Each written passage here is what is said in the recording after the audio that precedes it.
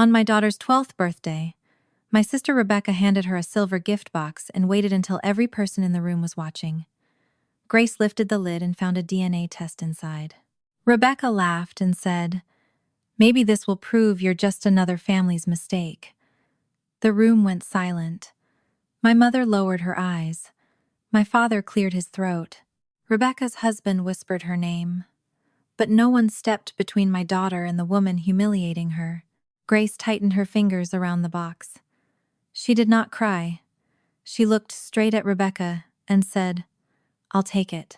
31 days later, we stood inside Sterling Global's Manhattan boardroom for the $120 million contract signing Rebecca had spent a year chasing. Before anyone touched a pen, the doors opened. A tall man in a black suit entered with 3 attorneys behind him, and every executive in the room stood.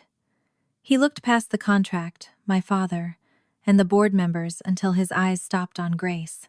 Then he turned toward my sister and said, "I want the woman who gave her that DNA test." Rebecca began trembling. In that moment, I knew the test she had bought to prove my daughter belonged nowhere had led us to the one man she could not afford to offend.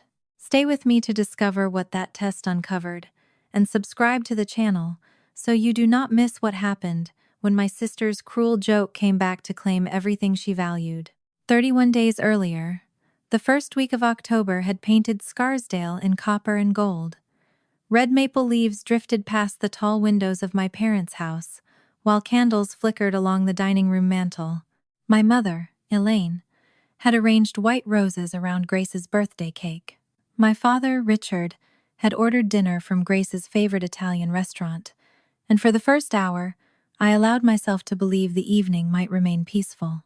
Grace sat at the baby grand piano in the living room, playing the piece she had practiced for weeks.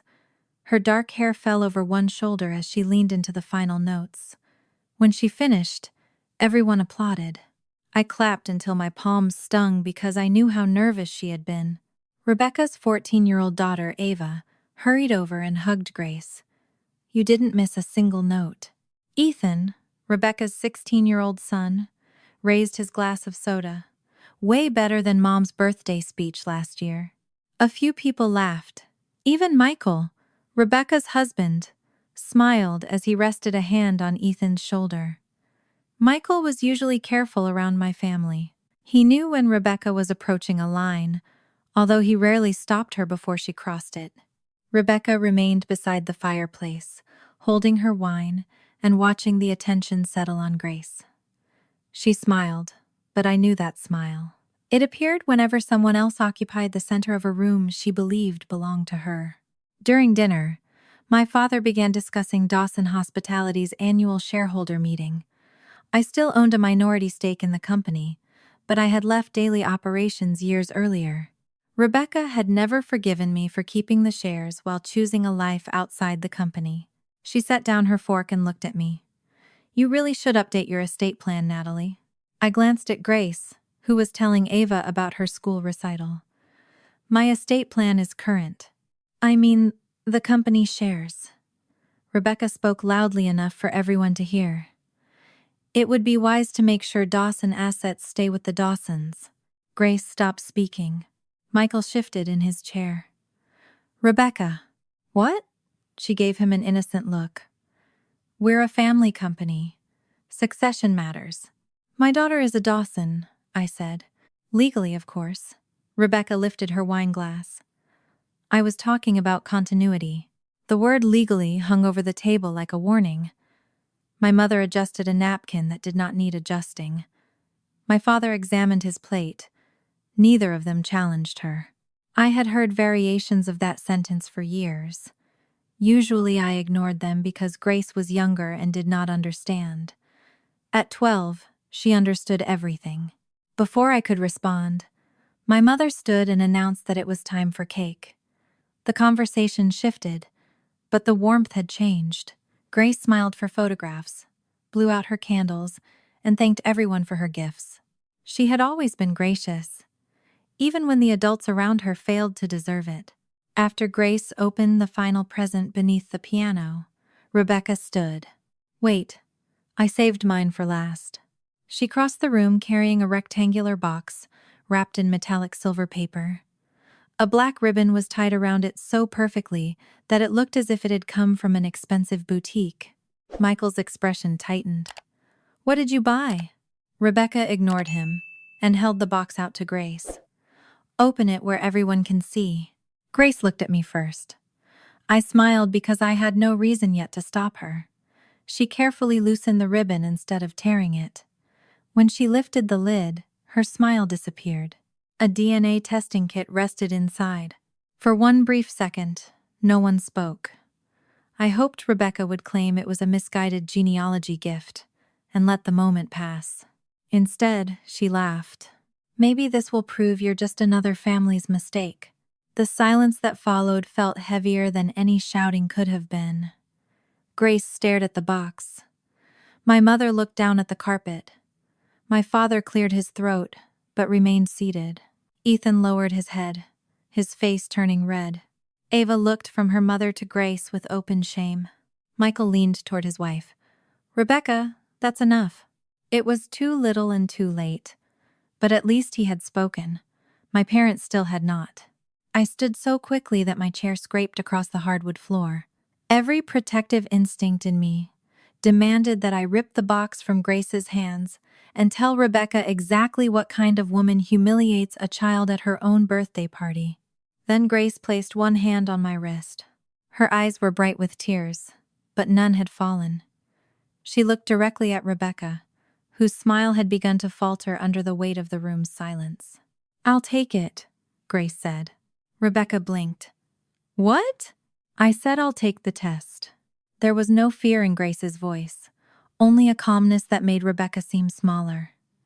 My sister had expected tears. She had expected me to shout so she could accuse me of overreacting. Grace gave her neither. I closed the box and tucked it beneath my arm. "We're leaving." My mother finally moved. "Natalie, don't ruin the whole evening." I turned to her. The evening was ruined when an adult used a child's birthday to tell her she didn't belong. "It was a joke," Rebecca said. "No," I replied. "A joke is supposed to be funny to the person receiving it." My father rose from his chair. "Everyone is upset. Let's calm down and discuss this. You had the chance to say something when she spoke to Grace. You chose not to." I helped Grace into her coat. Ava whispered an apology as we passed her, and Ethan opened the front door without looking at his mother. Michael remained beside Rebecca, his face drawn and uncomfortable, but I no longer had the energy to decide whether his discomfort mattered. Grace stayed silent until we had driven several miles from my parents' house. Autumn leaves spun through the headlights, and the birthday decorations she had chosen earlier that week lay untouched in the back seat. "Mom?" "Yes, sweetheart? Do you think Mara's family didn't want her?" The question hurt more than Rebecca's insult. Grace had always known that Mara was her biological mother. I had shown her photographs, read her Mara's letters, and told her how fiercely she had been loved. I had never hidden that Mara died when Grace was a baby, or that she had chosen me to become Grace's guardian. "What makes you ask that?" "Because Mara never knew who her father was. What if he knew about her and didn't want her? What if Aunt Rebecca is right, and we came from a family that thought we were mistakes?" I pulled into a quiet parking area beside the Hudson and turned toward her. "Mara planned for your future while she was sick.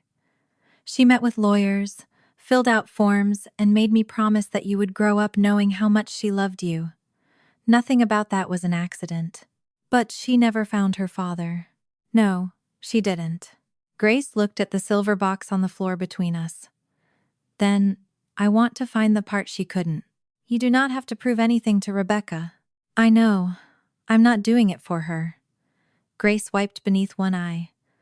"I want to know where Mara came from, even if the answer is nothing." That night, after Grace had gone to bed, I placed the DNA kit on our kitchen table. Refusing to use it would allow Rebecca to define what it represented. She would forever call it proof that Grace was an outsider too afraid to learn the truth. But sending it away meant opening a door that neither Grace nor I could close again. I rested my hand on the silver box and understood that my sister believed she had given my daughter an insult. She had no idea she had given her a key. The next morning, Grace found me at the kitchen table with the silver box still unopened between my hands. She had changed out of her birthday dress and tied her hair into a loose ponytail, but the hurt from the night before remained in the careful way she studied my face. "Did you decide?" she asked. "I was waiting for you." She sat across from me. For several seconds, neither of us touched the box. I wanted to protect her from every possible answer, but protection could not mean taking away her right to ask the question.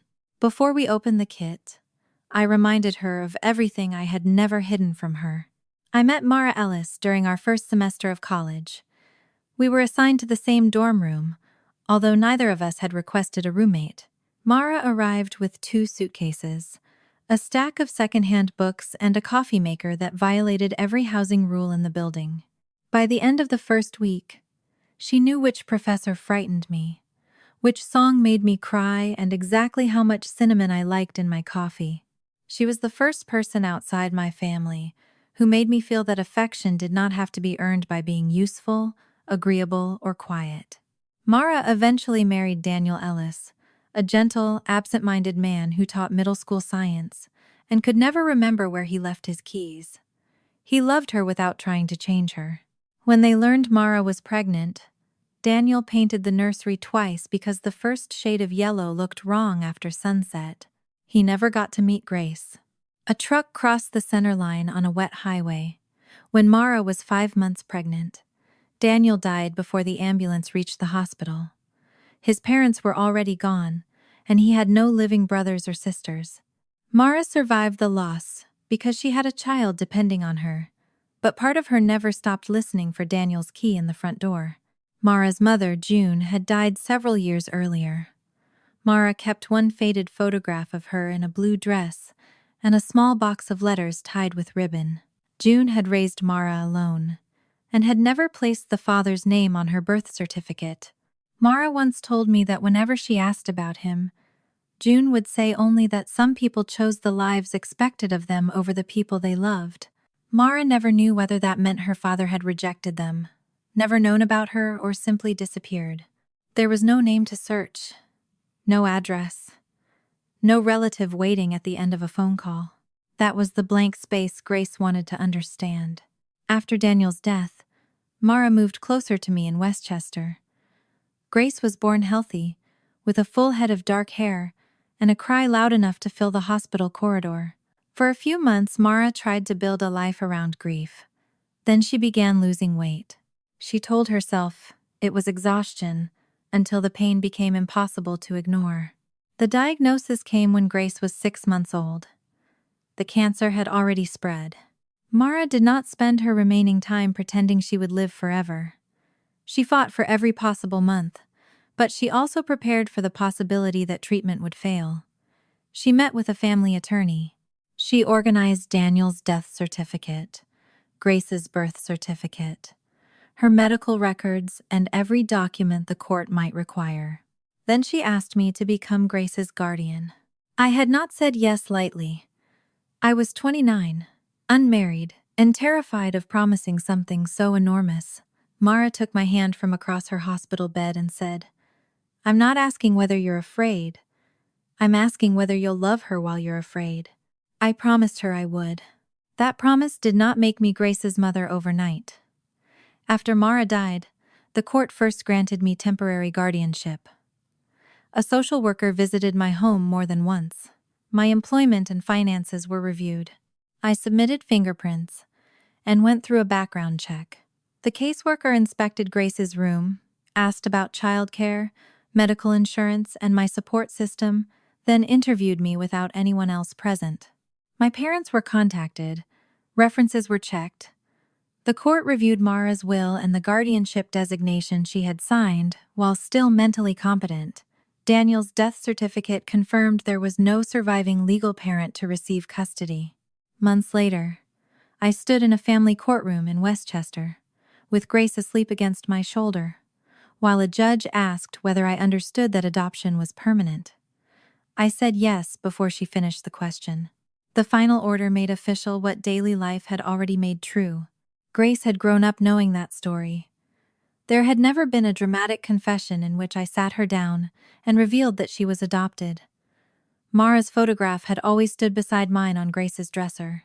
Her birthday box contained letters Mara had written for different ages, including one for her first day of school and another for the day she began asking difficult questions. I had read those letters with her. I had shown her videos of Mara laughing, Daniel assembling a crib backward, and June standing beside a lake long before any of us were born. Grace knew where she had come from as far as I knew it. The only secret was one Mara had never been given the chance to uncover herself. I pushed the DNA kit toward Grace. There are things we need to discuss before we register this. She nodded. We might find kind people. We might find someone who wants nothing to do with us. We might find something painful about Mara's family. We could also get no useful match at all. What happens if someone finds me? Because you're a minor, the account will be under my control. No one speaks to you without going through me. We won't share your address, school, or phone number. Grace traced one finger along the edge of the box. And if I change my mind? We stop. Even after we send it? We can refuse contact. You remain in control of who enters your life. She thought for a moment. I still want to do it. Why? Because Mara wanted to know too. Maybe I can find the answer she couldn't. There was no anger in her voice. She was not trying to defeat Rebecca or prove she belonged to a richer, more impressive family. She wanted to finish a question her mother had carried all her life. We registered the kit together. The company offered priority processing for an additional fee, and I paid it. Grace read every consent screen before I accepted it.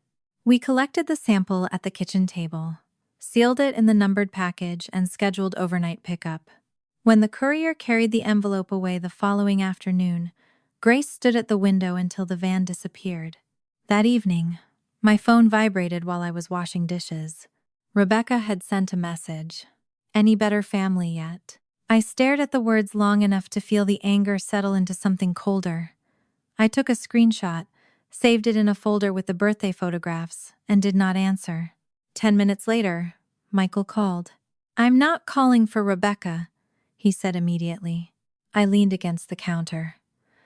Then why are you calling? Because I should have stopped her before Grace opened that box. I knew she was planning something, but she told me it was a genealogy gift. When I realized what she meant, I froze. You said her name. I should have done more. Yes. He was silent for a moment. I'm sorry, Natalie. I'm not the person who needs that apology. I know. Then, call Grace when she is ready to hear it. Do not ask her to make you feel better about what happened. Michael promised he would wait until I told him she was ready. For once, he did not defend Rebecca or call the incident a misunderstanding. The following 2 weeks passed more slowly than I expected. Grace asked about the test only twice.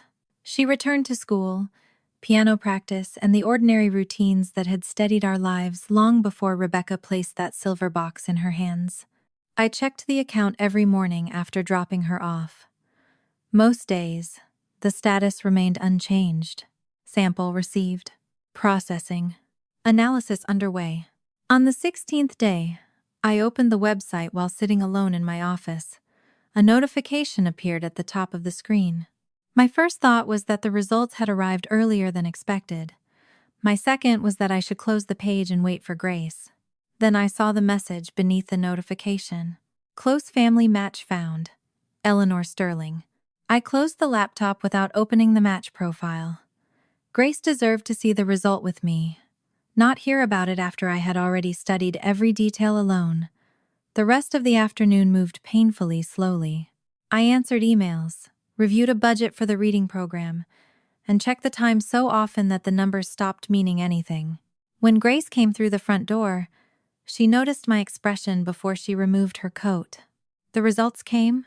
A match did. Her backpack slipped from one shoulder. A real one? The website calls it a close family match. I carried the laptop to the dining table and waited until she sat beside me. Only then did I reopen the account. The profile contained a name, an age range, and almost nothing else. Eleanor Sterling. Grace read it twice. Sterling sounds familiar. It's a common enough last name. I knew that was not entirely true. In New York business circles, Sterling was anything but ordinary. Sterling Global owned hotels, commercial properties, and investment firms across several countries. Their founder rarely appeared in public, but his name surfaced whenever a historic building changed hands or a major hospitality company announced an expansion. I did not tell Grace any of that yet. A shared surname did not make this Eleanor part of that family, and an online estimate did not prove the exact relationship. Grace clicked the match percentage. What does this mean? It means the system thinks she is related closely enough that we should take it seriously. It does not tell us exactly how. Could she be Mara's sister? The age estimate makes that unlikely. A cousin? Possibly, but a close one. We need more information before guessing. The profile did not allow direct contact with Grace because the account belonged to a minor.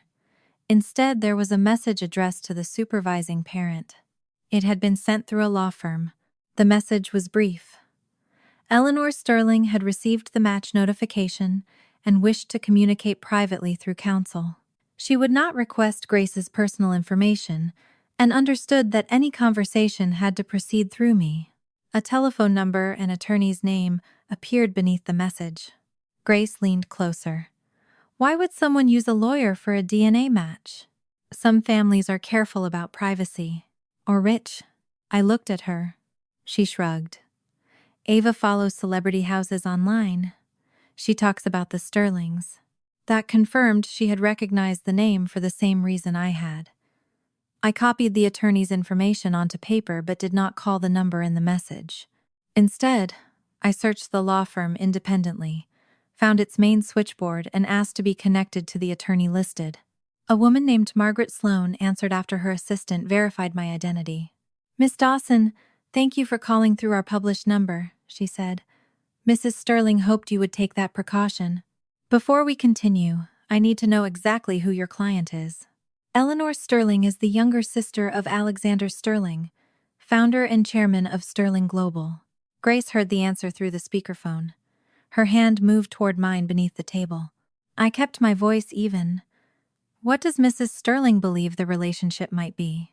The shared DNA is consistent with several possibilities. We are not prepared to state one without documentation and confirmatory testing. Mrs. Sterling would first like to ask whether you recognize two names. What names? Mara Ellis and June Ellis. For several seconds, I could not speak. Grace squeezed my fingers. Those are my mother and grandmother. The attorney's tone softened. Mrs. Sterling suspected that might be the case. How does she know those names? She does not know Mara's name from personal contact. June Ellis, however, was known to her family many years ago. I wanted to ask a dozen questions at once, but every answer could shape Grace's expectations before we had proof. Is Mrs. Sterling there with you? I asked. She is, but she will not join the call unless you and Grace are comfortable. Grace nodded. A moment later, another woman spoke. Her voice was composed, although I could hear strain beneath it. Grace, I understand you may have questions I cannot answer yet. I want you to know I did not contact you directly because you are a child, and I did not want to frighten you. I'm 12, Grace said. I was told. I also understand you are Mara's daughter. Yes. Eleanor took a careful breath. I enrolled in the database because several members of my family have had the same heart condition. I was trying to help my grandchildren understand their medical history. I did not expect to find you. Did you know Mara? No, sweetheart. I did not. The honesty disappointed Grace, but it was better than a comforting lie. Did you know June? She asked. I met her when I was young. I did not know what happened to her after she left New York. Grace looked at me before asking, was she part of your family? That is what we need to determine. Margaret Sloan took over again. She explained that consumer testing was useful for identifying relatives, but would not be enough for legal confirmation. If we agreed, a certified laboratory in Manhattan could collect samples under supervision, verify everyone's identity, and maintain a documented chain of custody. No one will ask Grace to sign anything relating to money, publicity, or family rights, the attorney said. This is solely to confirm the biological relationship. I want the agreement in writing before we schedule anything, I replied. Grace can stop the process at any time. I attend every appointment and receive every result. Those conditions are acceptable. After the call ended, Grace remained at the table, staring at Eleanor's profile. Do you think they already know how I'm related? I think they have a theory. Do you? I had one, but it felt too large to say aloud. I think we should wait for evidence. She nodded, although impatience tightened her face. I want to do the second test. We do not have to decide tonight. I already decided when I took the first one. This is different. Now there are real people involved. That's why I want to know. I requested the written terms and spent the next day reviewing them with an independent family attorney. Nothing in the document gave the Sterling family access to Grace's school, medical records, or adoption file. The laboratory would report only the tested biological relationship. We scheduled the supervised collection for the 19th day after Grace's birthday. Before that appointment could happen, my mother called. Your father needs to speak with you, she said. About what? Rebecca told us Grace matched with someone named Sterling. I closed my office door. How did Rebecca learn that? I may have mentioned it. Grace's genetic information was not yours to share. I didn't give her medical details. I only said there was a match. Natalie, your father is worried. Richard came onto the line without apologizing for the intrusion. Is this connected to Alexander Sterling? We do not know the exact relationship yet. You need to keep this private. It is private. I mean completely private. No calls to the press, no public claims, and no attempt to contact Sterling Global through the company. I have not done any of those things. There is a great deal at stake. What deal? My father hesitated before answering. Dawson Hospitality is finalizing a strategic partnership with Sterling Global. The signing is scheduled at the end of the month. How large? $120 million. I sat back in my chair. Rebecca had mentioned an important contract, but no one had told me its size or the identity of the other party. Richard continued. We have spent almost a year negotiating this. Rebecca led much of the operational work. If Sterling believes our family is trying to manufacture a personal connection during negotiations, it could destroy the deal. Grace did not manufacture her DNA. I am asking you to be careful. You are asking me to protect Rebecca's contract before we even know what this means for my daughter. I am asking you not to create a conflict. The conflict already exists. I did not create it. That evening, Rebecca called me directly. So it's true, she said. You found a Sterling. We found a genetic match. She laughed. You do understand that sharing a few markers with some elderly woman does not make Grace the lost princess of Manhattan. This has nothing to do with money. It always does when someone discovers a billionaire in the family tree. Grace does not know what the result means yet, but you made sure Dad found out. I did not tell him. Mom told you. Rebecca ignored the correction. Do not turn this into a spectacle before the signing. Alexander Sterling does not tolerate opportunists. The word sounded deliberate. I ended the call before she could say more. On the 19th day, Grace and I traveled to a certified laboratory in Manhattan. Margaret Sloan met us in the reception area with Eleanor. A second attorney represented Alexander Sterling, although Alexander himself was not present. The technician checked our identification, photographed the sealed collection packages, and swabbed Grace's cheek. Another sample had already been collected from Alexander, under the same procedure. Every envelope was numbered, witnessed, and signed across the seal. Grace watched the technician place the samples into a locked case. How long? She asked. With the expedited service, 3 business days. The answer did not make the waiting easier. On the morning of the 22nd day, Margaret Sloan requested a secure video conference. Grace sat beside me on our sofa while I opened the encrypted report. The first page contained laboratory certifications and identification numbers. I scrolled until I reached the conclusion. Margaret read it aloud. The tested genetic relationship is consistent with Alexander Sterling being Grace Dawson's biological maternal grandfather. Grace stopped breathing for a moment. I read the sentence again, hoping repetition would make it easier to understand. Alexander Sterling was not merely connected to Mara's unknown family. He was Mara's father. And the grandfather Grace had just found was the same man who held the final authority over the $120 million agreement that could determine the future of my family's company. The first thing I told Margaret Sloan was that a confirmed DNA result did not give Alexander Sterling the right to enter Grace's life on his own terms. If he wants to meet her, there will be conditions, I said. Margaret did not argue. She opened a legal pad and asked me to list them. There would be no reporters, photographers, or public statement. Alexander would not bring gifts, money, or documents involving trusts, inheritance, or custody. No one would ask Grace to pose for family photographs or use words like reunion before she decided what the meeting meant to her. She could leave at any moment without explanation, and I would remain beside her from beginning to end. Most importantly, no one would suggest that finding a biological grandfather changed my place as Grace's mother.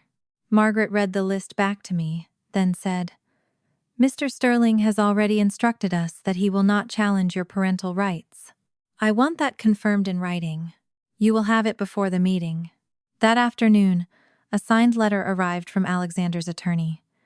It stated plainly that he recognized me as Grace's legal parent and had no intention of seeking custody, guardianship, or unsupervised contact. Any future relationship would depend on Grace's comfort and my consent. Only after my attorney reviewed the document did I show it to Grace. She sat cross-legged on her bed, holding the laboratory report beside one of Mara's photographs. "Do you think he's afraid of us?" "I think he's afraid of getting this wrong." "Are you afraid?"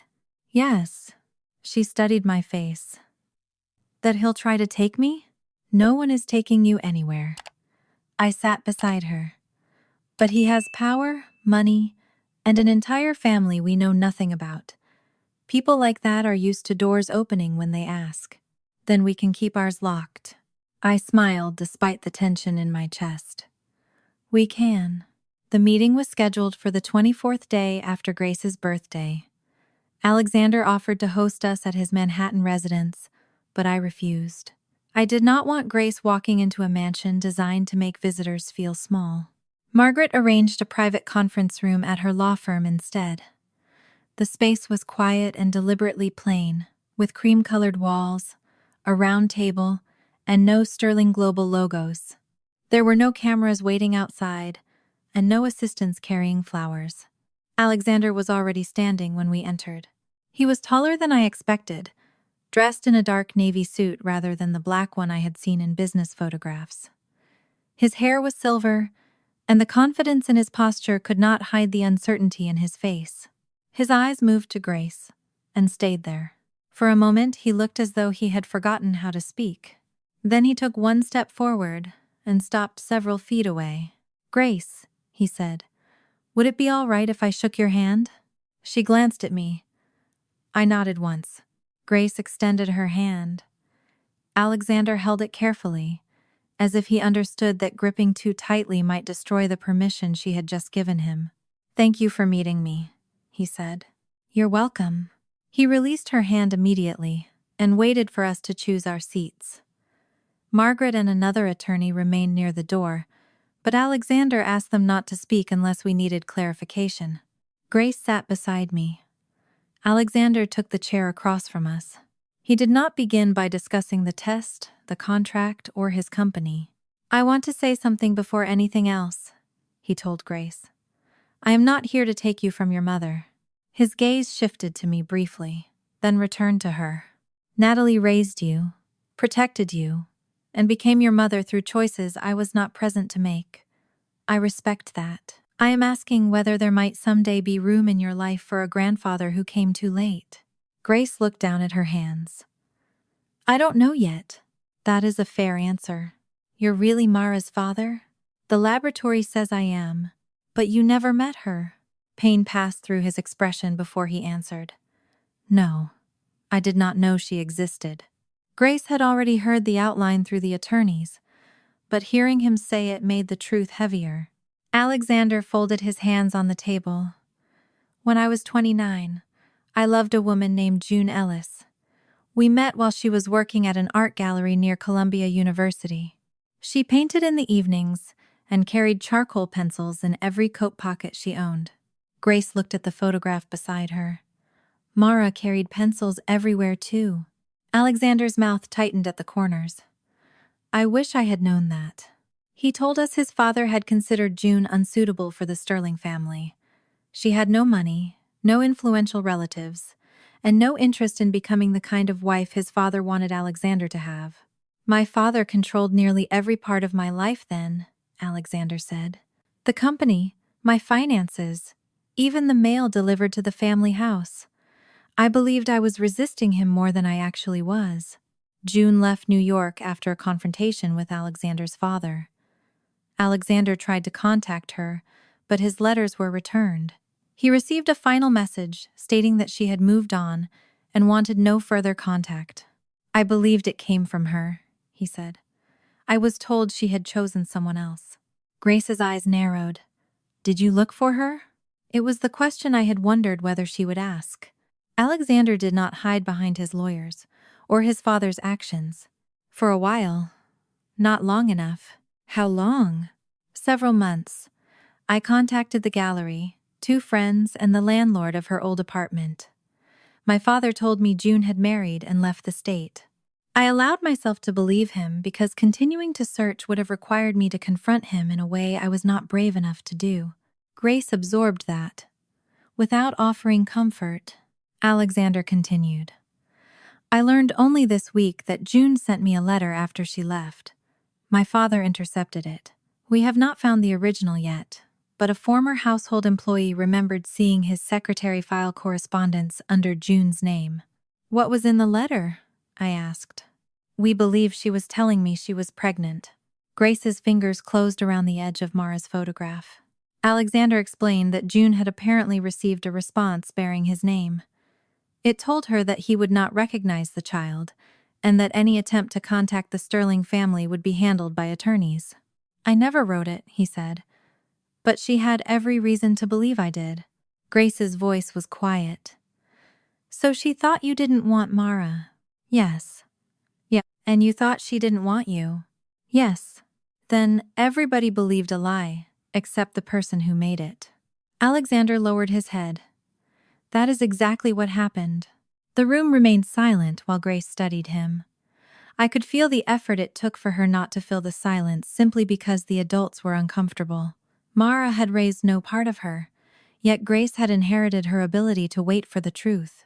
I opened the folder I had brought and removed several photographs. The first showed Mara at 22, standing outside our college dorm with snow in her hair. In another, she was pregnant with Grace and laughing while Daniel held a pair of tiny yellow socks above her stomach. The final photograph had been taken in the hospital 2 months before Mara died.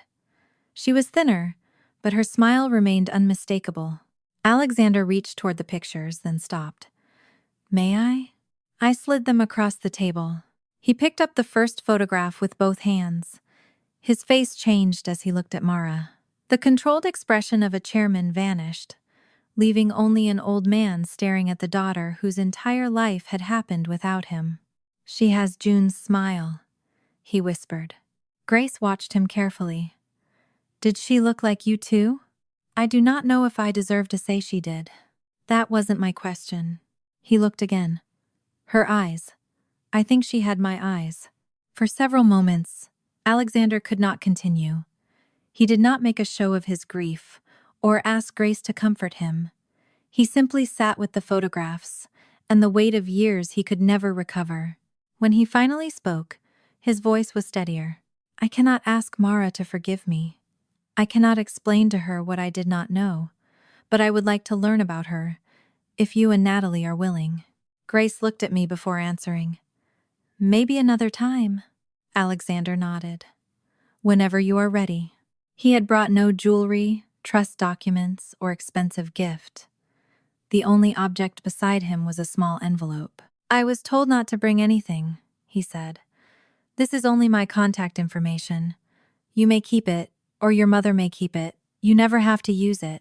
Grace accepted the envelope but did not open it. Can we meet again? Alexander asked. She considered the question. After the contract signing.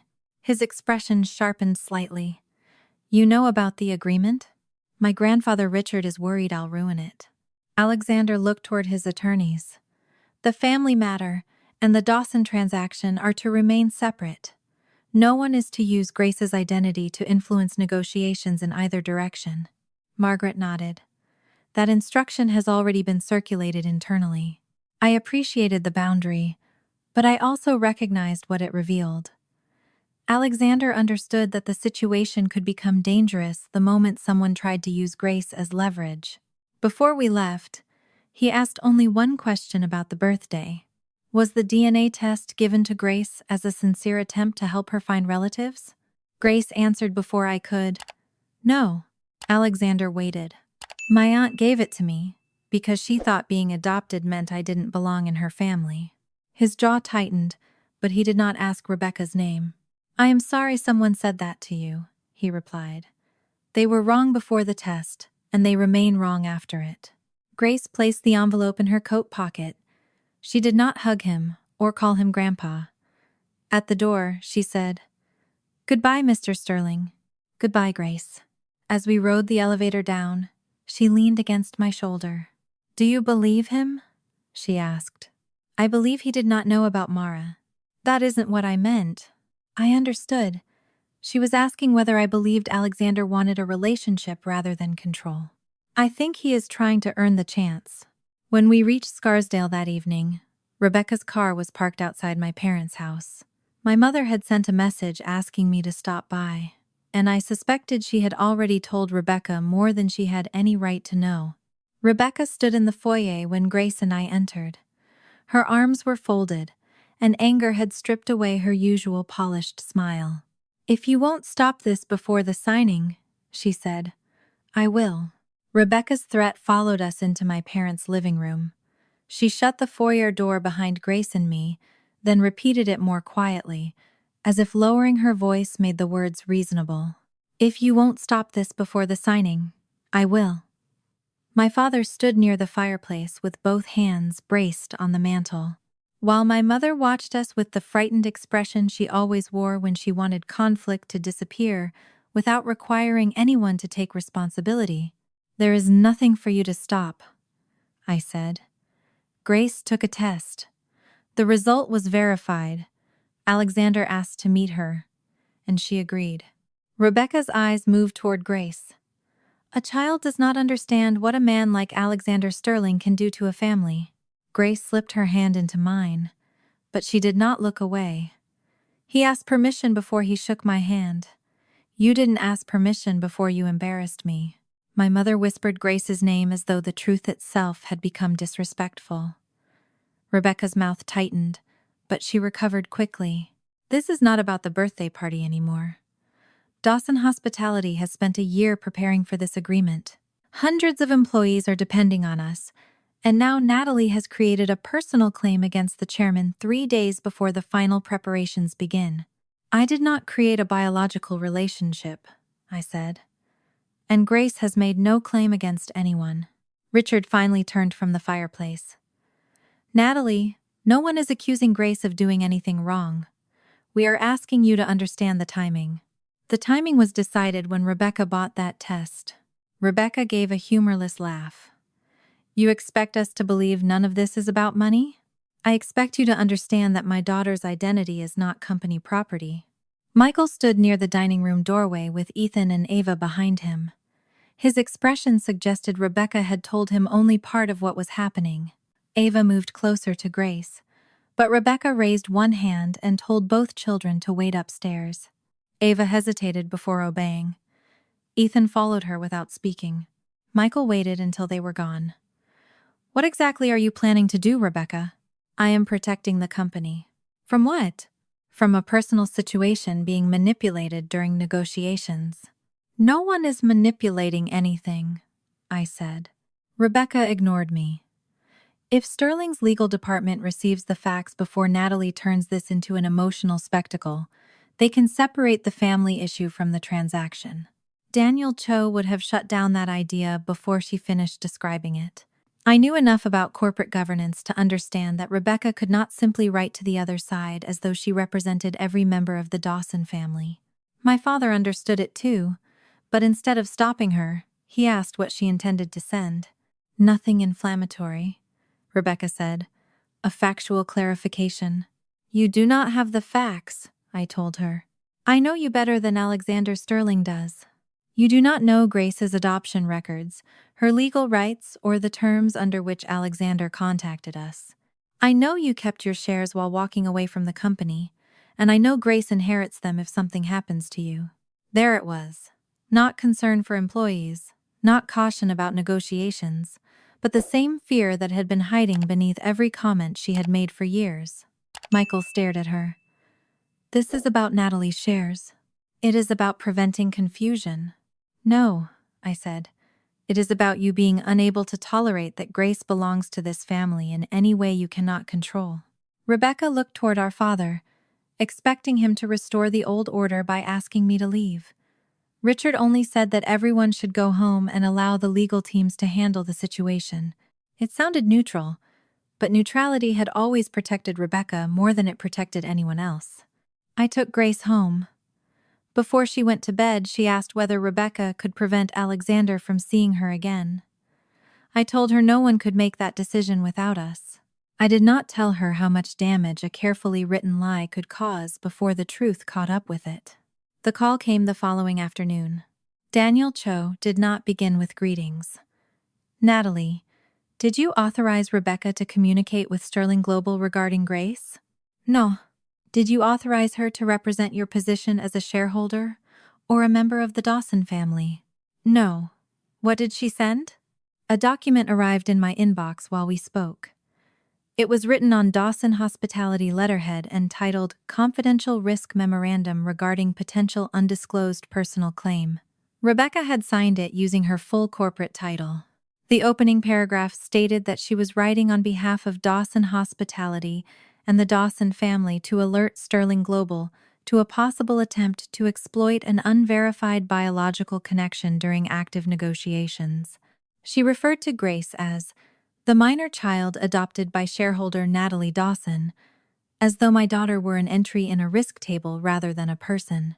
The memorandum included Mara's public obituary, an old memorial page, and details Rebecca knew from our family. It mentioned that Mara's birth certificate had no father listed, although Rebecca had no copy of that document. Then it moved from selective facts into accusations. She claimed I had shown a pattern of emotional decision-making, suggested the DNA result might be commercially motivated, and described Grace's relationship to Alexander as a financially significant claim, lacking legitimate documentation. My hands shook as I reached the final page. She knows the relationship was confirmed by a legal laboratory, I said. According to Sterling's counsel, she was informed that confirmatory testing had occurred. Then she knowingly wrote the opposite. That is one of several concerns. I asked how Rebecca had obtained information about the adoption. Daniel explained that her executive assistant, Claire Kim, had already contacted him after receiving unusual research instructions. Claire had searched only public sources, including obituaries, memorial posts, and archived business references. When Rebecca asked whether she could obtain court records relating to Grace's adoption, Claire told her those records were sealed and that she had no lawful authority to access them. Did Claire try anyway? I asked. No. She refused and documented the instruction. Rebecca then used information she already knew from the family and an old email Elaine had sent years ago, announcing that the adoption was final. My mother's message had contained no legal records, only the date of the hearing and a photograph of me holding Grace outside the courthouse. Rebecca had built the rest from assumptions and presented them as formal corporate intelligence. How did you find the memorandum? I asked. I did not find it in Rebecca's mailbox. Sterling Legal forwarded it to me and to our board chair this morning. They want immediate confirmation of whether Rebecca had authority to make these statements and whether Dawson Hospitality considers the document accurate. Do you? No. The answer was immediate. Daniel said Sterling's lawyers had not threatened to cancel the agreement, but they were concerned that a senior executive had used company letterhead to insert herself into a private family matter involving a minor. They also wanted to know whether the memorandum revealed a broader failure in Dawson's internal controls. What happens now? I have issued a legal hold on Rebecca's company email, laptop, and phone. That does not mean we have reached a conclusion. It means no relevant record can be deleted or altered while we establish what happened. He asked whether I was willing to provide proof of my legal parentage, the verified DNA report, and any messages Rebecca had sent about the test. I contacted my family attorney before releasing anything. Together, we prepared a limited package containing the final adoption order from my own records, the laboratory conclusion, and screenshots of Rebecca's birthday comments and later message asking whether Grace had found a better family. I hated turning Grace's private life into evidence, but refusing would allow Rebecca's version to remain unanswered. Before I sent the documents, I explained the situation to Grace in language she could understand. She asked only whether Alexander would see the message Rebecca had sent. His lawyers probably will. Good, she said. Then they'll know she didn't give me the test to help. Michael called that evening. His voice sounded different from the apology he had offered days earlier. There was no hesitation this time, only alarm. Did Daniel approve Rebecca's memorandum? No. He learned about it when Sterling's lawyers forwarded it. Michael went silent. She told me Daniel reviewed it before she sent it. She lied. I asked her twice, because the wording sounded aggressive. She said legal had signed off. I could hear him walking away from another room before speaking again. The kids heard us arguing. Ava wants to know why her mother keeps calling Grace a risk. Do not let Rebecca use them to defend her. I won't. For the first time, I believed him. The following morning, Richard called a family meeting at Dawson's White Plains headquarters. Rebecca arrived composed, carrying a leather portfolio and behaving as though Daniel's legal hold were a routine misunderstanding. She insisted Sterling's decision not to cancel the signing proved her memorandum had reassured them. Daniel corrected her. Sterling Global had not approved the document, accepted its claims, or thanked her for sending it. They had confirmed only that the scheduled signing would remain on the calendar. Then he read the final sentence of their response. Chairman Alexander Sterling will attend in person. My father's face lost its color.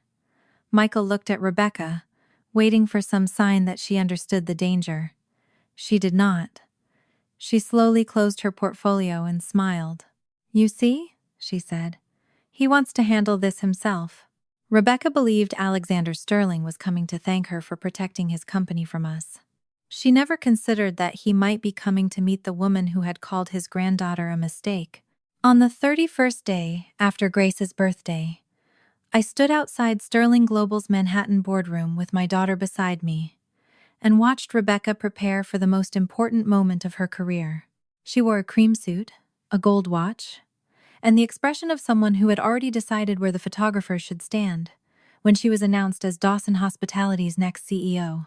The contract folders had been arranged at every seat.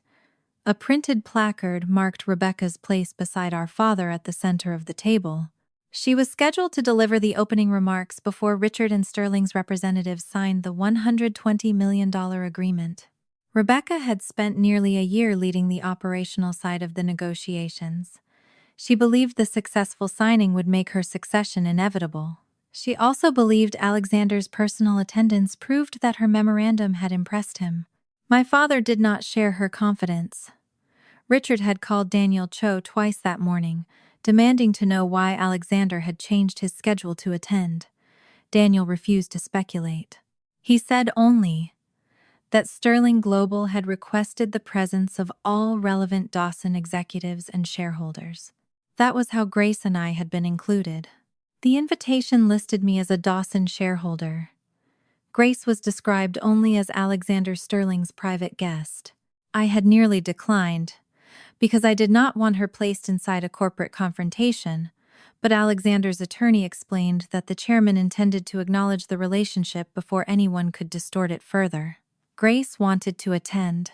"I started this by taking the test," she had told me. "I don't want Aunt Rebecca explaining what happened while I'm not there." I reminded her that Rebecca, not Grace, had started the conflict. Still, I understood why my daughter wanted to witness the truth rather than hear a softened version later. Rebecca noticed us as soon as we entered the room. Her smile disappeared. "What are they doing here?" she asked Daniel. "They were invited by Sterling Global.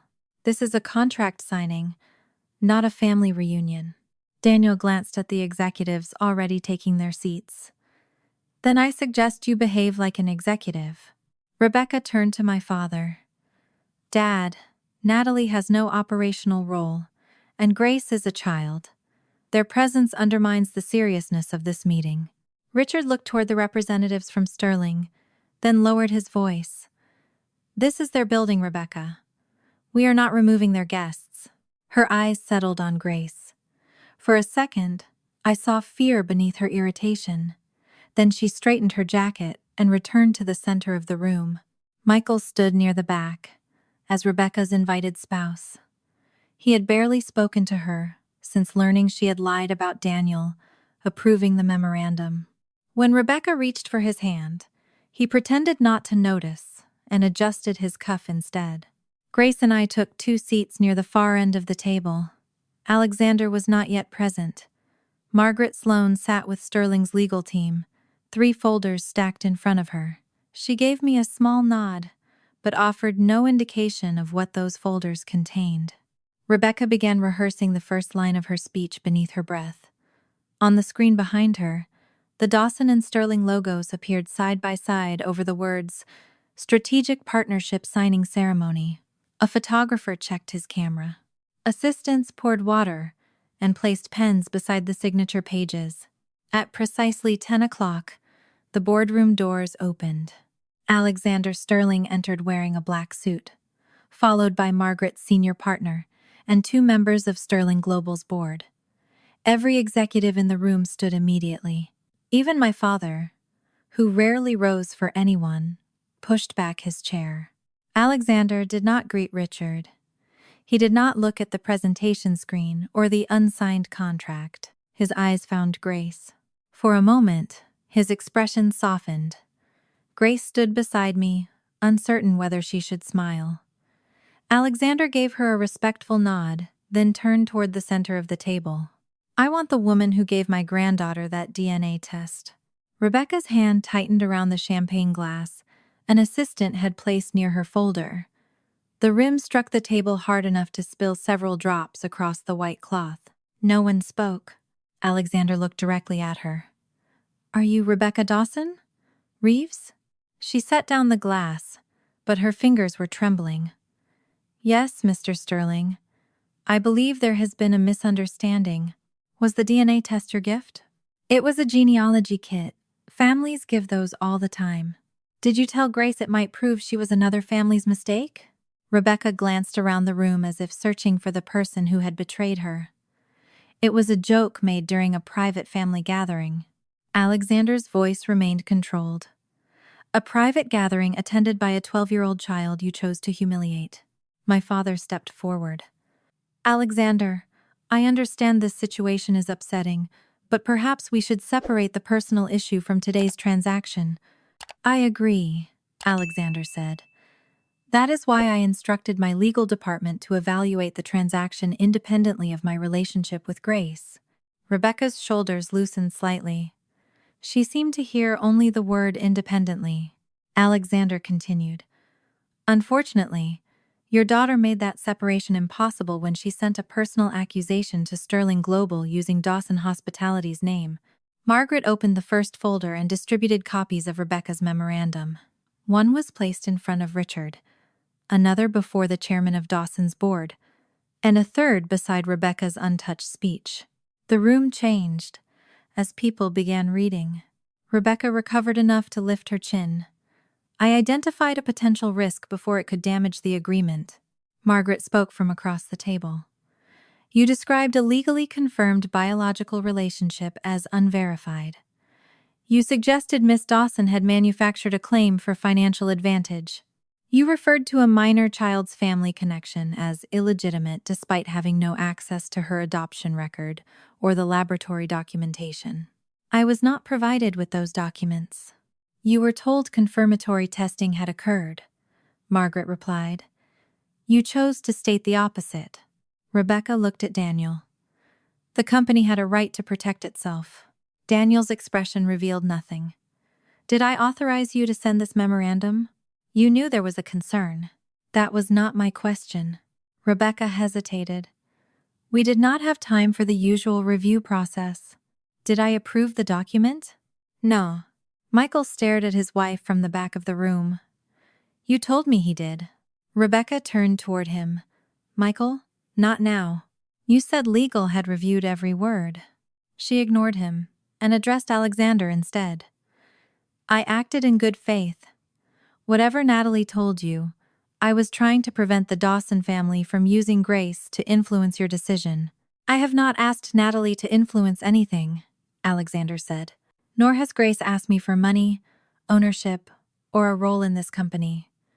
The only person who used her identity to interfere with this transaction was you. Rebecca's face began to lose its color. Richard closed the memorandum and placed both hands on the table. What does Sterling intend to do? Alexander finally looked at the unsigned contract. Sterling Global cannot enter a $120 million partnership with a company that cannot determine who is authorized to speak on its behalf. Miss Bata, Dawson Reeves used corporate letterhead to present personal speculation as an official risk assessment. She transmitted information about a child without legal review and attempted to influence negotiations for reasons tied to her own succession. That is not true, Rebecca said. Margaret opened the second folder. Your executive assistant documented your requests. She also documented that she warned you the adoption records were sealed and inaccessible. I never asked her to break the law. You asked her to obtain information she had no business purpose or authority to obtain, Daniel said. When she refused, you wrote the memorandum anyway. Rebecca looked at our father. Dad, tell them I was protecting the company. Richard's silence was the first answer she received. Alexander addressed the room. The signing will be paused until Dawson Hospitality completes an independent investigation and demonstrates adequate control over executive communications. Sterling Global will not negotiate through family pressure, whether that pressure is directed at me or at Grace. Several Dawson executives exchanged frightened looks. A paused agreement could cost the company financing commitments, expansion sites, and months of preparation. Rebecca understood that every person in the room now associated that danger with her name. She turned toward me. You arranged this. I did not write your memorandum. You fed him a story about the birthday party and brought Grace here to shame me. Before I could answer, Grace spoke from beside me. Her voice was quiet, but the room was so still that everyone heard her. I only did what you told me to do. I took the test. Rebecca looked at her as if the child she had dismissed had become someone she no longer recognized. Grace continued. You wanted proof that I belonged to another family. You just didn't like the family it found. Alexander did not smile. Neither did I. This was not a victory Grace should ever have been forced to earn. Daniel closed his folder and moved toward Rebecca. Pending review, you are being placed on administrative suspension. I need your building badge, company laptop, and corporate phone. You cannot suspend me in front of our partner. This is not Sterling's decision. It is a Dawson governance action. Rebecca looked at Richard again. I am your chief operating officer. You are required to comply, my father said, his voice barely above a whisper. For the first time, he did not rescue her. Rebecca removed her access card and dropped it onto the table. She handed Daniel her phone, then gripped the laptop as if surrendering it meant surrendering everything she had built. Michael did not approach her. When she finally released the computer, Daniel passed it to an information security officer waiting near the door. Rebecca walked out without looking at Grace. The doors closed behind her, leaving the contract folders, ceremonial pens, and untouched champagne exactly where they had been placed. No one sat down. At the center of the table, the $120 million agreement remained open to the signature page, without a single name written on it. The contract signing ended without signatures, photographs, or speeches. Sterling Global's attorneys escorted their executives out first, while Daniel instructed the Dawson team not to discuss the suspended agreement outside the room. Rebecca had already been taken downstairs by an information security officer to collect her personal belongings under supervision. By the time Grace and I reached the lobby, her name had disappeared from the electronic directory beside the elevators. The silence in the car lasted until we crossed into Westchester. Grace sat with her forehead against the window, watching the skyline recede behind us. I expected her to ask about Alexander or the investigation. Instead, she asked how many people worked for Dawson Hospitality. "Just over 600, I said. Her shoulders tightened. "What happens if Sterling cancels the contract?" "The company adjusts its plans. It may be difficult, but that is for the executives and board to handle." "What if people lose their jobs because of me?" I pulled into a quiet parking area before answering. "Grace, you did not send that memorandum. You did not use company letterhead. You did not lie about a legal test, ask an employee to search for private information, or pretend you had authority you did not have. But none of this would have happened if I hadn't taken the test." The test did not make Rebecca do any of those things. It gave her several chances to stop. She chose not to. Grace looked down at her hands. "She said I ruined everything. She said that because blaming a child is easier than admitting she endangered the company herself." I wanted Grace to understand the difference between being part of a sequence of events and being responsible for another person's choices. Rebecca had spent years teaching the family to confuse those things. Whenever she caused harm, the person who objected became the one creating drama. I would not allow that lesson to settle inside my daughter. Rebecca's suspension was formally announced to senior staff that afternoon. The notice described it as an administrative measure, pending an independent review. She continued receiving her salary, but her access to company offices, systems, and employees was removed. Daniel warned all executives that deleting records or contacting witnesses about their testimony could result in immediate termination. Rebecca ignored only the part about contacting family. She called me 8 times before dinner. When I blocked her number, she used our mother's phone. I answered only because I thought Elaine might need help. "Natalie, you need to call Alexander," Rebecca said without greeting me. "Tell him you misunderstood the memorandum." I read it. "You read the version Sterling's attorneys presented to make me look reckless. It was the document you signed. I was protecting hundreds of employees. You described Grace as a financially motivated claim. I described the risk objectively. You called a 12-year-old illegitimate without using the word." Rebecca exhaled sharply. "If you do not fix this, the company may lose the agreement. I am not responsible for repairing something you chose to break." She told me I was enjoying the situation, that I had always resented her success, and that Alexander's attention had finally given me a way to punish her. I ended the call when she began raising her voice. 10 minutes later, Elaine sent a message asking whether I could at least help everyone calm down. I did not respond. Michael called that evening from a hotel in White Plains. He had taken Ethan and Ava with him after confronting Rebecca about the memorandum. "She still claims Daniel knew she was sending it," he said. "He did not." I showed her the message she sent me saying legal approved every word. She told me I should have understood she meant the document was legally defensible, not formally approved. That is not what she said. "I know." He sounded exhausted rather than angry. For years, Michael had survived his marriage by accepting Rebecca's explanations before they became arguments. That strategy had protected his comfort, not his family. "Ava is upset," he continued. Rebecca asked her to post something online saying the DNA test was a harmless family joke that got taken out of context. My grip tightened around the phone. She asked a 14-year-old to defend her publicly? Ava refused. She told Rebecca that Grace never laughed. I closed my eyes for a moment. Keep both children out of the company issue. I will. Ethan called Grace the following day. I stayed nearby, but allowed her to decide whether to answer. She put the phone on speaker without my asking. I should have said something at the party, he told her. I knew what Mom said was wrong, but I thought if I stayed quiet it would end faster. It didn't, Grace replied. I know. I'm sorry. Grace did not reassure him, or say the silence had been acceptable. She thanked him for apologizing, and ended the call a few minutes later. Afterward, she told me she was not angry with Ethan, but she did not want everyone's guilt to become another problem she had to solve. I told her that was a reasonable boundary. The independent investigation began the next morning. Dawson's board hired outside counsel rather than allowing Daniel to conduct the review alone.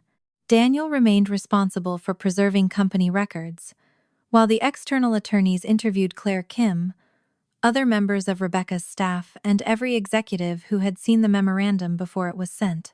Claire's testimony established that Rebecca had asked her to locate Grace's adoption filings, court records, and any documents identifying Mara's father.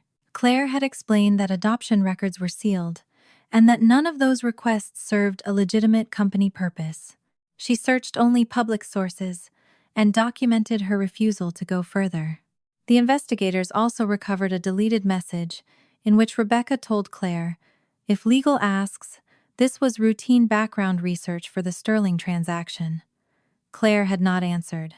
The company system showed that Rebecca drafted the memorandum from her corporate laptop, attached Dawson letterhead, and sent it directly to Sterling Legal without copying Daniel or the board chair. After Sterling requested an explanation, she deleted a message from Michael asking whether Daniel had approved the document. The deletion did not remove it from the company archive. Daniel called me on the third day of the review. He asked for the birthday message in which Rebecca had written, "Any better family yet?" and the photographs showing the DNA kit she had presented to Grace. I will provide them through my attorney, I said. But I will not participate in deciding her punishment. That is appropriate. I also want the board minutes to reflect that I am recusing myself because Rebecca is my sister and Grace is my daughter. They will. Daniel told me Alexander had taken the same position with Sterling Global. He would not participate in Sterling's final assessment of the Dawson agreement. The decision would be made by an independent committee after Dawson completed its governance review. That mattered to me. I did not want Rebecca to claim a powerful grandfather had destroyed her because of one cruel sentence. Her consequences had to come from documents, testimony, and decisions she had made after countless opportunities to stop. My father did not agree. He came to my house that evening, carrying the preliminary investigation summary. His face looked older than it had in the boardroom. Rebecca should be disciplined, he said. No one disputes that. What are you proposing? A significant demotion. She would lose responsibility for the Sterling account and report to an outside chief operating officer for a year. You still want her to become CEO eventually. She has given 20 years to the company and used that position to target my daughter. She made a terrible decision under pressure. She made a series of decisions. The pressure came from her fear that Grace might threaten her status. Richard looked toward the hallway to make sure Grace could not hear us. Terminating her could destroy her career. Keeping her tells every employee that senior executives may misuse company resources as long as their father is CEO. Daniel had apparently warned him of the same thing. Sterling's review committee would view a symbolic punishment as proof that Dawson Hospitality could not govern itself. The agreement would almost certainly be withdrawn if Rebecca remained in senior leadership. My father rubbed one hand across his face. She is still my daughter. Suwangi. The word stopped him. Before he could answer, a car door slammed outside. Rebecca crossed my front walk without a coat, her hair loose and her face pale with anger. Richard opened the door before I could stop him. She entered carrying no phone, briefcase, or polished explanation. "The board is voting tomorrow," she said. "Daniel told me they are considering termination." "You are not supposed to contact witnesses," Richard replied. "I am contacting my family." Her eyes found me. "Michael took the children to a hotel. Ava will not speak to me, and Ethan thinks I am some kind of monster. If I lose my job, their entire future changes." I stepped between her and the hallway. "Do not use your children to make Grace feel responsible. I am asking you to consider what your revenge will cost them. This is not my vote. You own shares. Alexander listens to you. Dad listens to you when you make him feel guilty. One phone call could stop this." I studied the woman who had spent a month insisting every consequence was caused by someone else. She had blamed the test, the timing, Alexander, Sterling's attorneys, Daniel, Michael, and me. Even now, she could not name the one person whose choices had brought her to my door. "You did not lose your future because of one joke," I said. "You kept choosing cruelty every time you had a chance to stop." Rebecca stared at me, waiting for the sentence that usually followed, the one in which I softened, apologized, or offered a compromise. It never came. Richard did not promise to protect her. He told her the board would review the evidence in the morning, and that she would have an opportunity to respond through counsel. For the first time in her life, my sister left a family confrontation without our father assuring her that everything would be fixed. The board vote was scheduled for 9 o'clock the next morning. I did not enter the boardroom when the vote began. My attorney and Daniel had both advised me to remain outside because I had submitted evidence, owned company shares, and was Rebecca's sister. Any one of those connections could allow her to claim the process had been shaped by personal revenge. I waited in an empty conference room across the hall with Grace beside me. She had asked to come because she did not want to spend another day wondering whether the adults would quietly restore everything Rebecca had lost. I told her the meeting was not a trial, and that no decision inside that room could change who she was. Still, I understood why she needed to know whether the company would finally enforce a boundary my family had avoided for years. Through the glass wall, I could see Daniel place several binders in front of the directors. Claire Kim entered with outside counsel and remained for nearly 40 minutes. When she came out, her face was pale but steady. She stopped when she saw me. "I told them exactly what happened," she said. "Mrs. Reeves asked me to find court documents about Grace.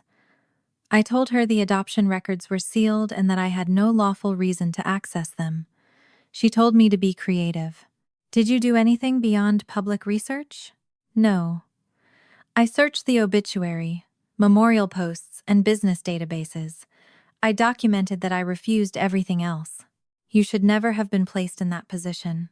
Claire looked toward the boardroom doors. She kept saying the company depended on her. After a while, it started to sound like she believed the rules existed only for people below her. Outside counsel called her back to clarify one final point. I watched her return without lowering her head. Daniel later told me that the evidence was not complicated. Rebecca had knowingly used corporate letterhead without approval, presented speculation as verified fact, concealed the communication from legal counsel, and attempted to delete messages after Sterling requested an explanation.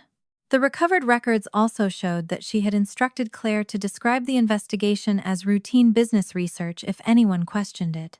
The most damaging evidence was not the birthday insult. It was the month of decisions that followed. Richard remained inside longer than anyone expected. When the door finally opened, he did not come to me immediately. He stood at the far end of the corridor, with both hands in his pockets, staring through a window at the parking lot below. Daniel approached and asked whether I wanted the formal decision read in the conference room. I said yes. Grace sat close enough that our shoulders touched. The board had voted to terminate Rebecca's employment as Chief Operating Officer.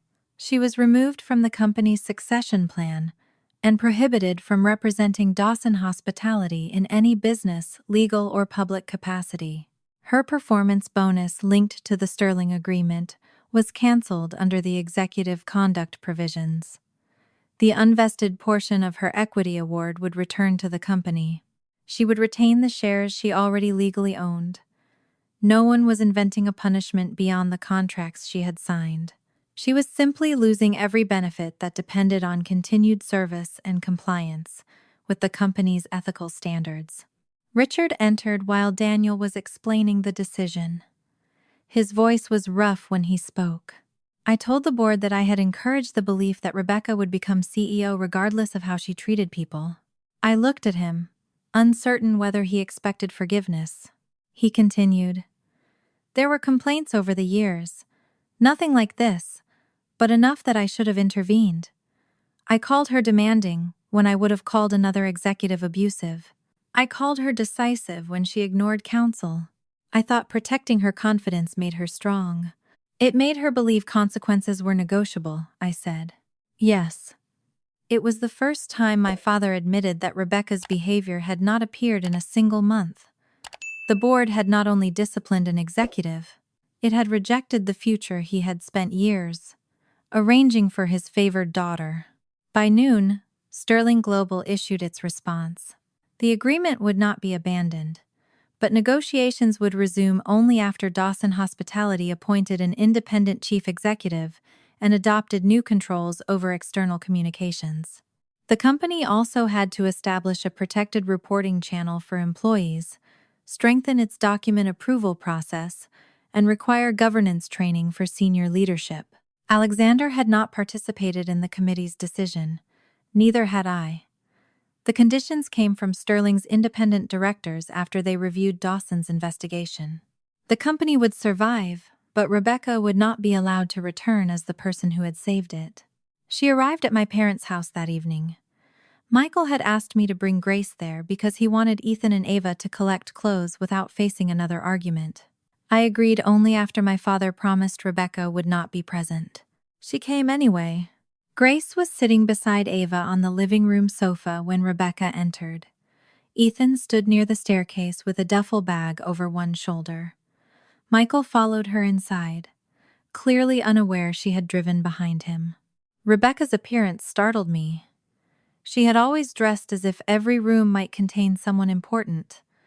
That evening, she wore yesterday's trousers, a wrinkled blouse, and no makeup. Her eyes moved past Michael and settled immediately on Grace. "I need to speak to you," she said. I stepped forward. "Not without me. This concerns her. That is exactly why I am staying." Rebecca drew a breath and lowered herself onto the chair opposite Grace. "I know the birthday gift upset you. I should have explained it differently." Grace did not respond. Rebecca continued, "I never intended for a family joke to threaten hundreds of jobs or destroy everything I spent 20 years building. Mr. Sterling respects you now. If you told him you understood that I was joking, perhaps he would reconsider." Michael closed his eyes. Ava stared at her mother in disbelief. Grace remained still. "You want me to tell him it didn't hurt. I want you to tell the truth." "I am." Rebecca's voice tightened. "Grace, adults sometimes say things badly. That does not mean their entire lives should be ruined. A joke ends when the other person stops laughing," Grace said. "You kept going for a month." Rebecca's face changed as if she had been struck. She looked toward me, waiting for me to correct Grace's tone or soften the statement. Instead, I said, "She answered you. You can fix this, Natalie. Alexander listens to you. Tell him the company handled the issue and that I can return in a reduced role. The board handled the issue by removing you. You know Dad cannot lead forever. They will hire an outsider who does not understand this family. That is part of the point." Rebecca stood abruptly. "You always hated that I was chosen. I hated what being chosen allowed you to become. I made one mistake. No. You made the birthday cruel. Then you mocked Grace after she sent the test. You tried to investigate sealed records. You lied about the legal result, used company authority you did not have, and deleted evidence when you were questioned. You were offered a way to stop at every stage. She turned toward Michael. Say something. He placed Ethan's second bag near the door. I believed you when you said Daniel approved the memorandum. I defended you because of that lie. I was trying to protect us. You asked Ava to defend you online. You blamed Grace for the contract. You have spent every day since the signing telling our children that everyone else caused this. They are my children. And they are not tools for repairing your reputation. Michael told her he had rented an apartment for the next 3 months. Ethan and Ava would stay with him while Rebecca began counseling and decided whether she could speak about the situation without blaming a child. Rebecca looked at Ethan. You are leaving too? He shifted the bag on his shoulder. I don't want to choose sides, Mom. I just don't want to keep hearing that Grace did this to you. Ava took Grace's hand briefly before standing. I told you at the party it wasn't funny. Rebecca turned toward my mother, desperate for the familiar rescue. Elaine opened her mouth. Rebecca only. Then she stopped. For several seconds, my mother seemed to fight against the sentence she had used for most of our lives. Rebecca only meant well. Rebecca only made a mistake. Rebecca only needed another chance. Elaine lowered her eyes. I cannot explain this for you anymore. Rebecca looked around the room as if every person had broken an agreement she believed would last forever. Then she collected her handbag and walked toward the door. No one followed her. We listened as her car started and disappeared down my parents' driveway. For the first time, my sister left without a promise that someone else would clean up what she had done. 3 days after Rebecca left my parents' house, Margaret Sloan called and asked whether Grace and I could meet Alexander at his attorney's office. Her voice was gentler than usual, and before she explained why, I knew they had found something connected to June. The Sterling family had maintained private archives for decades.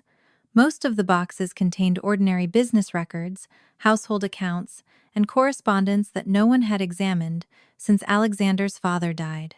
After the DNA result, Alexander ordered an independent archivist to search every file associated with June Ellis.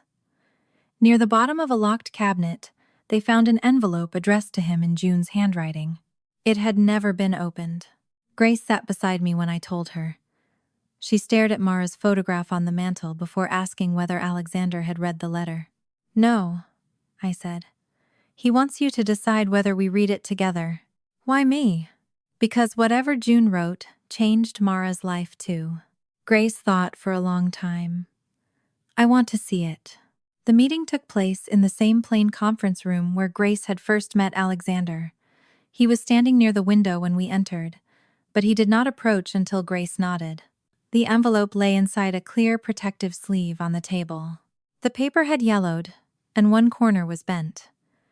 June had written Alexander's name in dark blue ink, followed by the address of the Sterling family home. A second document rested beside it. Margaret explained that an archivist had found an internal note written by Alexander's father's secretary. It recorded the arrival of June's letter and instructed that any response be handled without Alexander's knowledge. The lie was no longer a theory. Alexander sat across from Grace, looking older than he had at the contract signing. I have not opened it, he said. The letter was meant for me, but the truth inside it belongs to more than one person now. Grace touched the edge of the protective sleeve. You really waited? Yes. You weren't afraid I would say no? I was afraid you might. That did not give me the right to decide for you. Margaret brought a letter opener and gloves. Grace asked me to open the envelope because her hands were shaking. I slid the blade carefully beneath the sealed edge and removed 4 folded pages. June's handwriting was smaller than I expected. The first lines described how difficult it had been to leave New York without seeing Alexander again. She wrote that she had received his message and understood that he had chosen his family's expectations over the life they had imagined together. Alexander closed his eyes briefly, but he did not interrupt. June wrote that she was pregnant. She did not ask him for money. She did not threaten to contact the press or embarrass his family. She said she had found work, had a safe place to live, and would raise the baby whether he answered or not. She wanted him to know because the child deserved at least one honest beginning. Grace listened while I read. When I reached the final paragraph, my voice tightened. Our child deserves to know she was never a mistake. Whatever you feel about me, please do not let her grow up believing her existence was something shameful. The room became completely still. Those words had waited 40 years inside a locked cabinet, while Mara grew up wondering why her father had not wanted her. June had believed Alexander received the letter and rejected them both. Alexander had believed June chose another life and wanted him gone. Grace reached for the page. I placed it in front of her. She wrote the same thing Aunt Rebecca said, Grace whispered. Only she said the opposite. Alexander looked at her. June knew what mattered. Your aunt did not. Grace studied his face. If you had received this, would you have gone to them? He did not answer quickly. I want to say yes without hesitation. I loved June, and I believe I would have wanted Mara, but I was still controlled by my father in ways I did not understand until much later. I cannot promise I would have been brave enough immediately. Grace looked disappointed, but he continued. I can promise I would have known my daughter existed. I would have had the opportunity to choose her. My father took that choice from June, from Mara, and from me. You stopped looking, Grace said. Yes. That part was your choice. Yes. Alexander accepted the judgment without defending himself. I respected him more for that than I would have respected a perfect answer. He asked whether he could see more photographs of Mara. I opened the folder I had brought and placed several on the table. There was Mara at 21, sitting on the hood of my old car because it had broken down outside Albany. There was Mara holding newborn Grace, exhausted and smiling. In another, she stood beside Daniel in the unfinished nursery, both of them covered in yellow paint. Alexander studied each photograph as though it contained information no laboratory could provide. What was she like when she was angry? He asked. Quiet at first, I said. Then very precise. Mara never shouted when one sentence would do more damage. Grace smiled faintly. Mom says I do that too. You do? I told her. Alexander looked from Grace to the photograph. She had June's smile, but her eyes are mine. This time, he allowed himself to say it. He asked about Mara's work, the books she loved, and the way she met Daniel. I told him how she used to leave handwritten notes inside library books for the next reader. Grace showed him a postcard Mara had written before she was born, promising to take her to the ocean one day. Alexander did not turn the conversation toward his own grief. He listened. When he asked questions, they were about Mara rather than the years he had lost. For the first time, Grace was able to give her biological mother back to someone who had never been allowed to know her. Near the end of the meeting, Alexander placed a folder on the table but did not open it. I would like to establish an education fund for Grace, he said. Not because she needs to prove anything, and not as payment for the past. It is something I would have done for Mara's child if I had known. I did not reject the offer, but I set conditions. The fund would be administered by an independent trustee. It would not require Grace to use a sterling surname, attend a particular school, or maintain contact with anyone. Alexander would not control withdrawals or use the money to influence decisions about her future. He agreed before I finished. I also do not want any public announcement without Grace's consent, I said. There will be none. No interviews, foundation campaign, or carefully arranged family photographs. I understand. Grace looked at him. I have a piano performance next month. Alexander's expression softened. Would you like me to attend? Yes, but you have to sit with Mom. I would be honored. She hesitated before adding, You can come, Grandpa Alexander. The title was cautious, almost formal, but it was the first time she had given him any version of the word. Alexander lowered his eyes for a moment. Thank you, Grace. My parents came to our house that weekend. Elaine asked to speak with Grace privately, but Grace wanted me present. My mother sat on the sofa with her hands folded and did not begin with an excuse. "I should have defended you at your birthday party," she said. "I saw that you were hurt, and I stayed quiet because I was afraid the family would argue. That was wrong." Grace watched her carefully. "Why did you tell Mom not to ruin the evening?" "Because asking her to stay quiet was easier than confronting Rebecca. That made it seem like Mom was the problem." "I know." Elaine apologized without saying Rebecca had only been joking. She did not ask Grace to forgive her immediately. Grace thanked her for admitting the truth, but said she still needed time before attending another large family gathering. My mother accepted the boundary. Richard's apology was less polished, but more honest than I expected. He admitted that he had dismissed years of warnings about Rebecca because her ambition benefited the company. He had rewarded her confidence and ignored the damage she caused when people challenged her. "I taught her that consequences could always be negotiated," he said. "Then I expected everyone else to live with the result." Grace asked whether he would have defended Rebecca if the Sterling contract had not been at risk. Richard looked ashamed. "I do not know.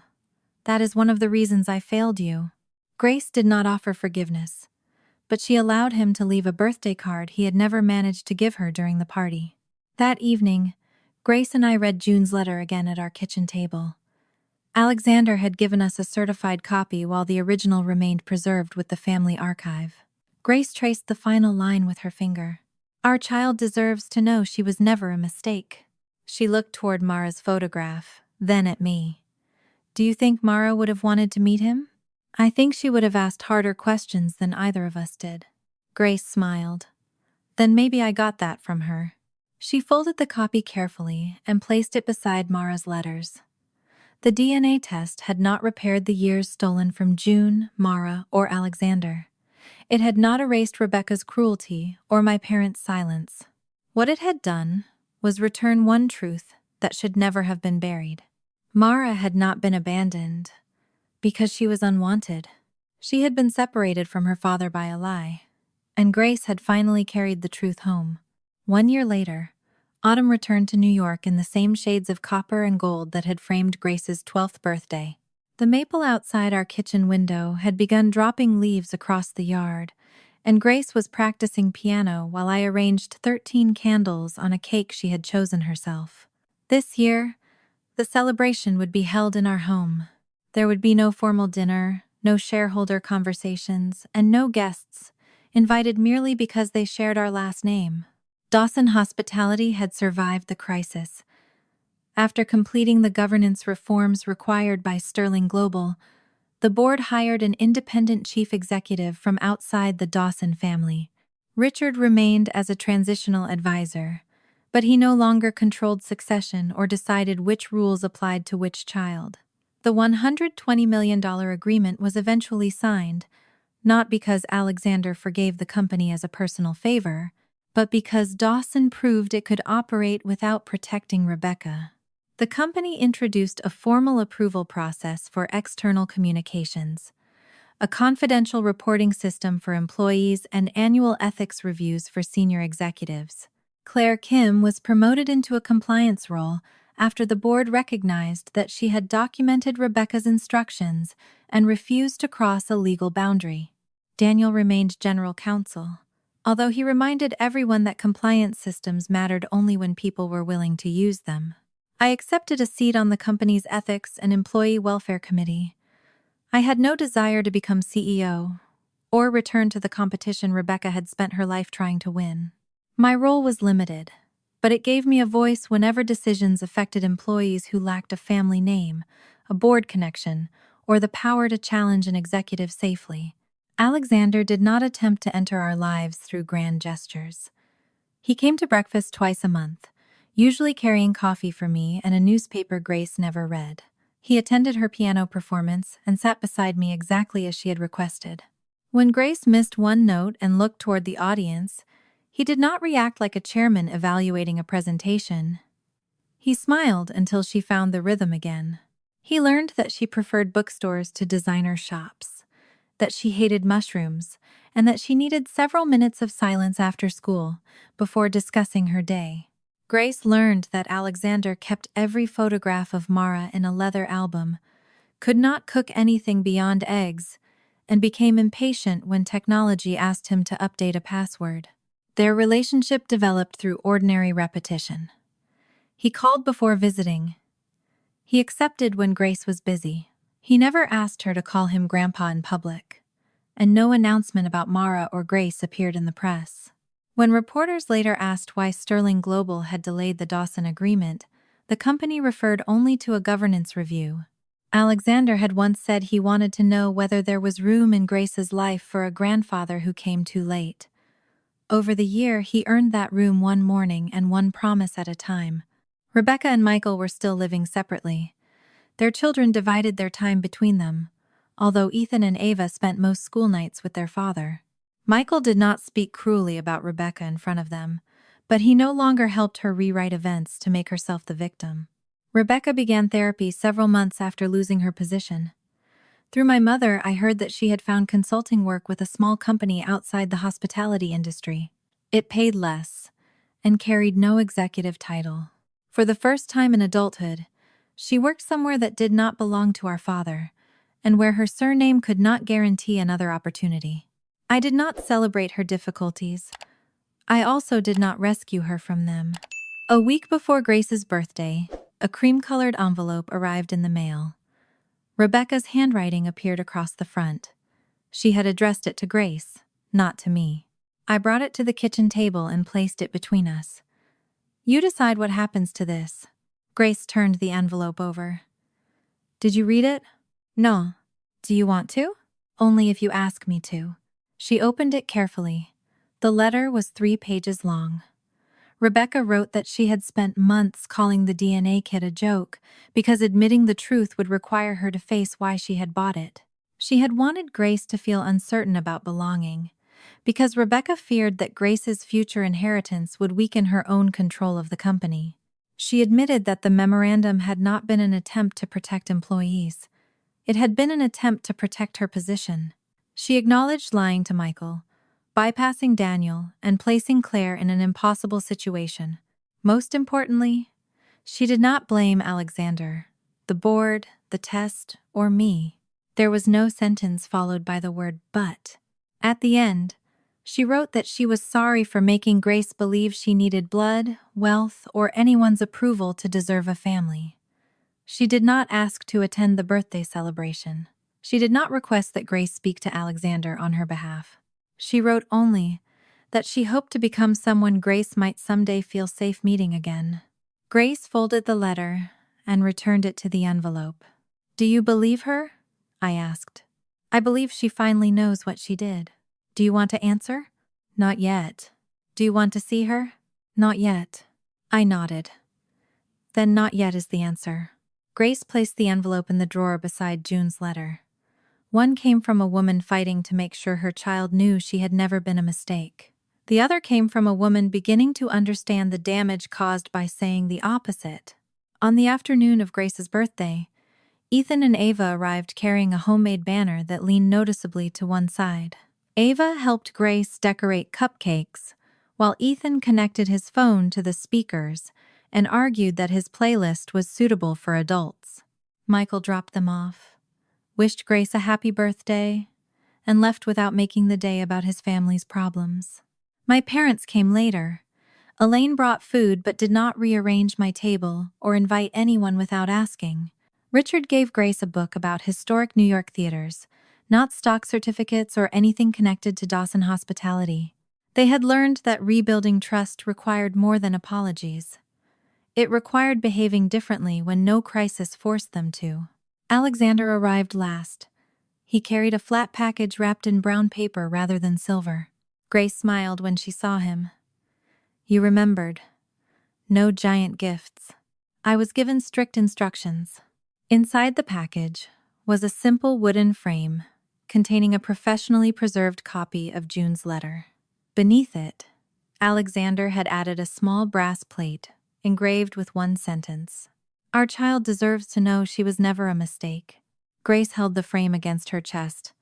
Alexander did not ask whether she liked it. He could see that she did. We placed it beside Mara's photograph before gathering around the cake. Grace closed her eyes while everyone waited for her to make a wish. When she blew out the candles, Alexander applauded beside my parents, Ethan and Ava. No one asked whose blood she carried. No one questioned whether she belonged in the photograph. That evening, after everyone had gone home, Grace and I stood in the kitchen washing frosting from the plates. Alexander's gift rested on the counter, where the silver DNA box had sat 1 year earlier. "Mom," she said, "does sharing DNA automatically make someone family? It can make someone related to you. That isn't the same thing?" "No. DNA can tell you where you came from. It cannot tell you who will stay, who will protect you, or who will treat you with love." She dried a plate and considered my answer. "So, Grandpa Alexander became family after we found him?" "He became family through what he did after we found him. And Rebecca, she was related to you before the test. Whether she becomes part of your life again depends on what she does next and what you feel safe allowing." Grace looked toward Mara's photograph and June's letter. "I think the test gave me more family." "It did, but it didn't give me a mother." I smiled. "No, you already had 2. Mara had given Grace life, a history and every protection she could arrange before she died. I had given her my home, my name, and the promise to remain. Alexander had not replaced either of us. He had simply recovered a place that a lie had stolen from him decades earlier. Rebecca gave Grace a DNA test to prove she belonged nowhere. Instead, it revealed where she came from and reminded all of us that love had already shown her where she belonged.